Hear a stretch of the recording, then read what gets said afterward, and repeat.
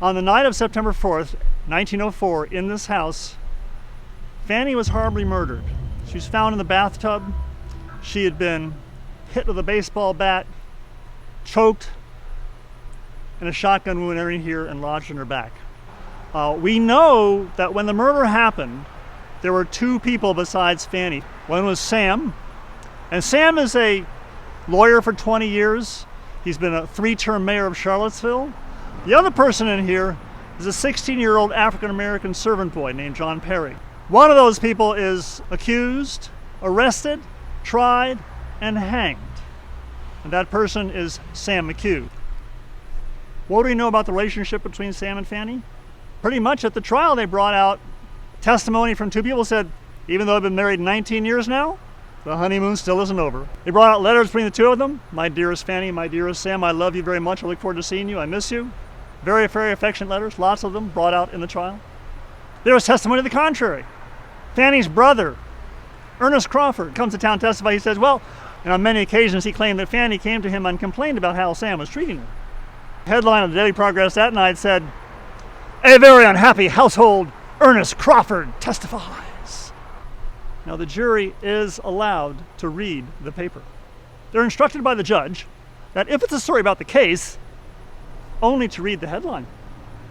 You know, Ernest Crawford does something else. He writes a letter to the Harrisonburg paper explaining how the murder happened. All the details, how they got in an argument, how Sam brought out a shotgun, followed her down the hall, how she locked herself in the bathroom.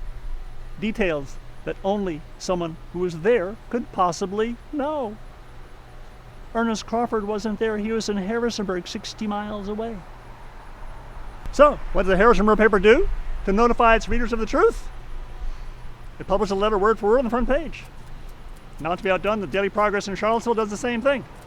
Well, what was Sam's popularity in Charlottesville? But by the time this murder happens and the trial starts, he's not very popular.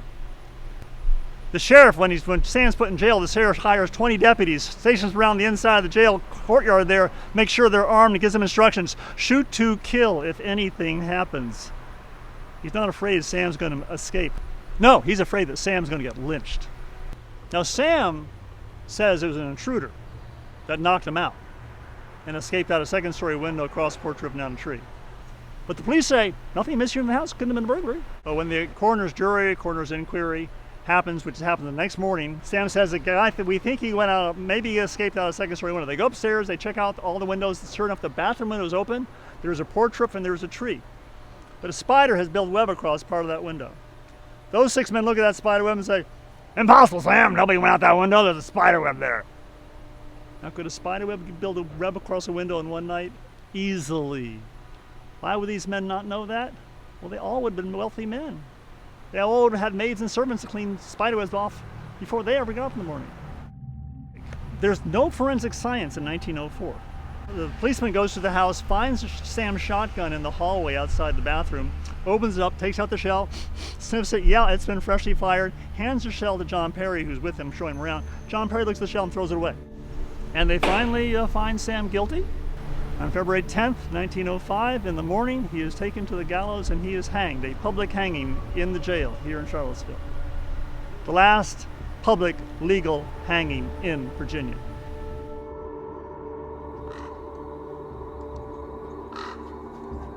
Hattie Marshall. Hattie has left Lester and she is divorcing him. She's suing him for divorce, which is very unusual for a woman to sue a man, which makes he's very embarrassed and disgusted. And Sam is representing Hattie in the divorce suit. And it is rumored Sam is having an affair with Hattie. Lester Marshall is a suspect easily early on because of Hattie. There's one theory that Hattie goes to this house to rendezvous with Sam. Why would she do that? Well, Sam and Fanny went to church separately that night. They went to church for the evening service, and they went separately, which is unusual. If Fanny's stuck with Sam, she'd be by his side, which is where she's supposed to be, and the wife's supposed to be there. But she goes on separately. Sam's home alone, so Hattie comes here, disguises herself as a boy, and goes upstairs to have a rendezvous. And Sam and Fanny come back together, and now she's trapped upstairs. And so maybe it's Hattie that ends up murdering Sam. And maybe it's Hattie that's described as the boy who runs out of the alleyway here, who we never find out who it is. It's just a theory. Many people who were natives of Charlottesville already knew the story of the McCue murder. I didn't, and it was fascinating to me, especially that early on there were doubts raised about Sam McCue's innocence or guilt. I think the trial and the collection of evidence leading up to the trial, by today's standards, were greatly compromised. However, at the time, it seems that not only was the collection of evidence, or let's say less exacting, but also the restrictions against jurors were less exacting. I don't know whether Mayor McCue would have been found guilty if he were put on trial today. There is an awful lot that was overlooked in terms of evidence collection and contamination of evidence. And of course, there was the history of, let's just say, boorish behavior, both in his professional life and in his personal life.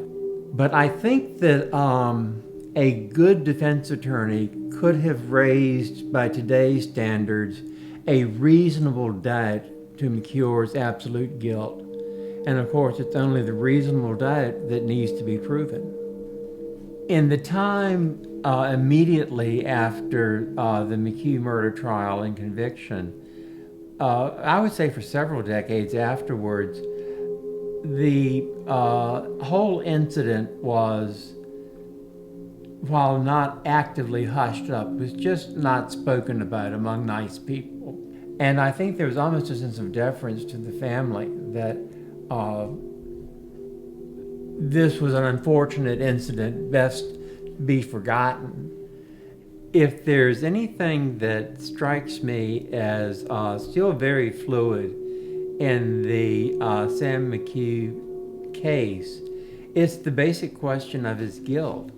There is enough evidence that would have convicted him. On the other hand, as I said, there is also enough compromise of the evidence and enough of a history of bad behavior on Mayor McCue's part that if without that court of public opinion supporting him, he may have been convicted despite his innocence. And I'm not sure that's something we'll ever be quite sure of.